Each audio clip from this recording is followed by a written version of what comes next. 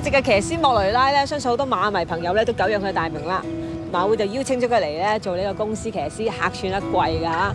盛傳馬會想捧佢做偉大嘅接班人，到底佢有冇咁嘅信心？聽下佢點講啊 ！Welcome to Hong Kong. Thank you so much, dear. Yeah, how's everything so far? You enjoy your weather here?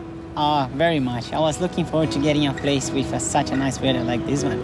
Yeah, everyone will know that you're from Singapore, but actually, originally you're from Brazil. Exactly. Tell us more about Brazil, the country, the racing, everything there. Well, Brazil is a lovely country, as you probably know that. But unfortunately, horse race is not going any good at the moment. They are trying to rebuild it, try to make it as good as it used to be in the past. But yeah, that's a place where I start off, and obviously home is home. Everything that I'm gonna say about my country is all the good things. Yeah, I only know that it's very famous for the soccer. You know, they have a lot of resources to train the soccer player. How about jockey? How you is it any riding school there? So you learn the training skills from the academy? Oh yes, you're pretty much right on saying about soccer there. Yeah. Every child's dream, their first dream is to be a soccer player, and myself wasn't any different. I wish I was gonna be soccer player one day, but in fact I turned out to be a jockey. How come you changed your ambitions then? Have you tried to train? Well, in fact, when I start to have my first touch with the horses, I fall in love with it. How old is it? I was very young. For the first time that I have touched with horses, I was only 3, and I can't forget that.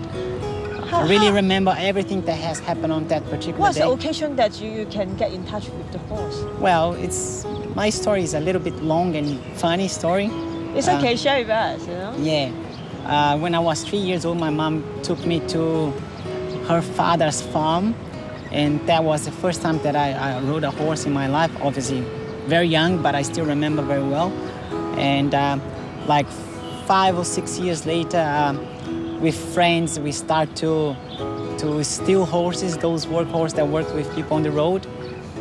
That's the way how we start off. And then when I was 16 years old, in fact 14, I started to join my cousin on the track work in the morning in Paranas race course. So I started to join him. 2 years later, when I was 16, I was introduced by a friend of mine to one of ex-jockey who took me to the races, to the Jockeys Academy. And I got into a Paranas Jockey Club first. There was a long story, but I'm just trying to cut it and make it short. I'm like 6 months later, working there, I went to São Paulo, where I was able to get into the Jockeys Academy also.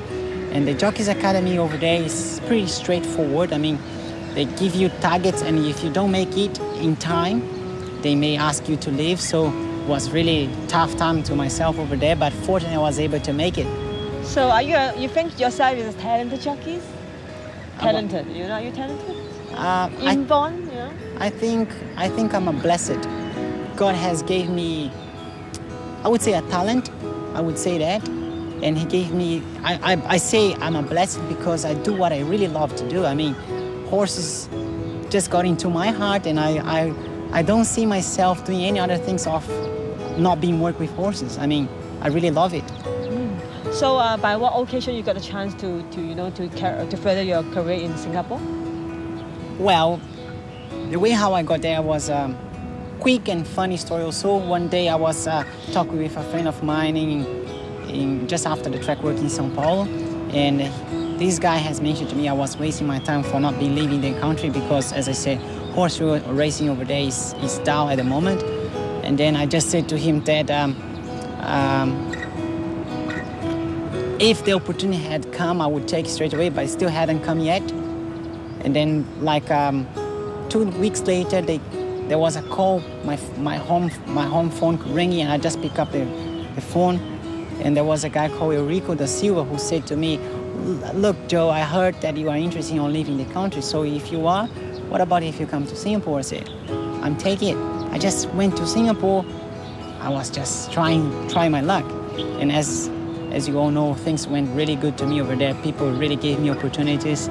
I'm not going to be mentioning names, but a lot of people around me that really helped me out to be very successful over there. Horse racing in Singapore at this time, I can see a scope of improvement, and if they do improve, it's really gonna get much better.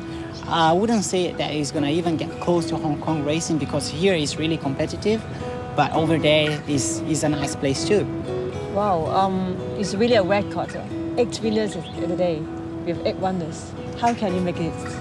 Oh, I can't answer you that. I think I was just lucky to be getting all my good rides on the same day, and things just went by the way. I think the man upstairs was really making a very, very special day to myself, and yeah, unforgettable. How about at the number 8 race? Okay, you already won 7 races. At the last race, do you have some pressures? Because I think deep in your mind, you really want to make it right. Of Perfect course. 8. Do you feel a little bit pressures? To be honest, no. I didn't feel any pressure because I thought I was going to have a good day at that particular day, but I didn't think I was going to win all the races. And when I start to close up to 5 winners and I'm looking at the card, I say, oh, my last few rides are still good enough. I may break the record, which was Simon's record of 7. Okay. But I thought I could just touch his record. And once I got there, 7 winners, I was really delighted. I was so happy, and I went for the last race just feeling so good on myself that I knew the horse very well because I rode him on his previous race. I knew that how to get out the best of the horse, and fortunately, the race itself paid out very well for my horse because they went fast early, and obviously the winner was going to come from behind where my horse was always going to be. And I just got down the line. When I crossed the post, I wasn't sure if I had won the race, but when I got back there and I saw everybody else screaming, I started to feel the feeling. It was really, really a magical moment. You didn't have a bad time at all in Singapore. Everything goes smooth immediately. How you learn your English now? You can speak very well. Well, bad time. We always go for a couple of bad times in life, but I can't really remember one to tell you, and think really when it's moved to me. Obviously, when step by step, but looking back, I did not step backwards. I've been always stepping forward, and I'm really, really glad of it. Very, very proud of being able to get my career always being going forward. Let's say you stay in Brazil, for example, the top jockey there. Roughly how much can earn the prize money a month as a really top jockey, as US dollar? Probably 20% of what I can earn in Singapore. Okay. So yeah, 20% of what I can earn in Singapore, doing really well. But life in cost over there obviously is much cheaper. You wouldn't spend that much of money that I was spending to live in Singapore. Yeah. If you know what I mean. You are a superstar in Singapore, we know. and you're very popular in Hong Kong because they know you well. Even in Macau, they have some boss cousins. And Hong Kong racing fan knows you very well too. But there's a lot of stars in Hong Kong. Do you prepare that you might not be as famous as in the hometown or your second hometown? For sure. Do you feel inferior when you came to Hong Kong? For sure. That's our feeling? You're pretty much right on saying that here there is a lot of superstar jockeys. But I feel confident on myself that I can come over here and do well. Not saying that I came here to win the premiership or anything. I'm not saying that. And obviously it can happen eventually one day. But I just hope I can ride winners, and hopefully I can also learn a lot from these superstar jockeys that you just mentioned of. Douglas is obviously one of them. Deleuze is another one. Mosé. I don't want to mention all the names that I really have in my mind because a lot of them are really good, and I put myself to ride against those guys because I know from them I'm gonna learn a lot, and I'll carry that with myself for the rest of my life. And it's an opportunity that may not knock on my door again in the future. As you know, Hong Kong Jockey Club has been trying to grab me for a couple of years. And I just feel like this is the right time to me to be coming over because I just touched in a certain age that I might be at the top or close of my top. And I didn't want to miss that. I wanted to take a chance and hope that I can do really well. I had planned my life just before I come over. Things started well to me. Obviously, it's not any fantastic, but I can see things improving slowly, and I hopefully in a couple of months' time, I'm really into it, and I start to have more winners. But anyway, if you win some big races, you can earn more than Singapore, like Ambitious Dragon. The trainer really giving you a lot of support. Do you think that you can have a really a good friend with this horse? Well, Ambitious Dragon, unfortunately, I was supposed to ride him on this coming weekend, and he was back off. He had to be scratched because he had some leg problems. But I'm here putting myself in a position where there is a chance of me fighting a horse as good as him. And as I said, we are hoping more than anything. I hope that I can find a good horse and able to win some really important races over here. Yeah. Actually, how old are you?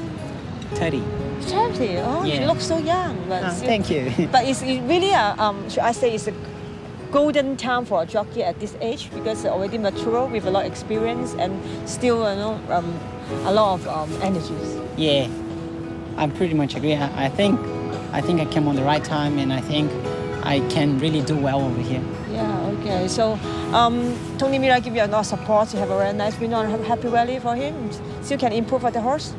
Well, that horse, Golden Harvest, by the way how he won, he shows off he's got potential, he's got ability, and I don't think that that's gonna be his last win. I mean, he's gonna run again in a couple of weeks' time, and I want to stick with him because he shows off that he might go even higher in grade. I mean, he will win in that class. He just won.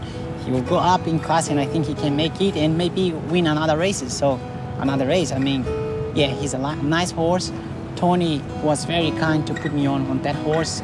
Even before I come over here, I was already booked to ride the horse. So, yeah, I was lucky to get him to win anyway. So, and you will try to, get different trainer to give you support, or only you prefer to stay in one or two trainers? Now, I'm here and I want to ride for everybody. I mean, every single stable here, they have their own winners coming up. And if I have my name on their list, obviously that's what I want. I mean, I'm here to ride winners, and no matter who, I want to be riding the winners. Sure, but last but not least, people think that, you look handsome, smart, but you are the good father. I saw you taking care of your little babies, the other days. Tell us more about your family. Family. Are you family man? You like it? Yes, of course I am. Family means everything to myself. I mean, they are everything to me. You have 2 kids? I've got a baby girl of 3 months, which is lovely, and I have a boy of 5 years old, which he thinks he's a Spider-Man. Okay. And I don't mind to let him think like that, as long as he doesn't climb the walls and he doesn't jump from the builds. I mean, yeah, they really make my life to be even more enjoyable.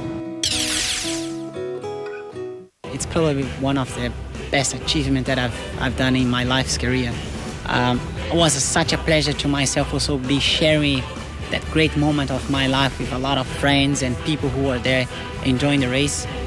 And I know that it's very hard to be achieved, and I was very, very pleased to be doing that, and hopefully all those people who was there, they enjoy it.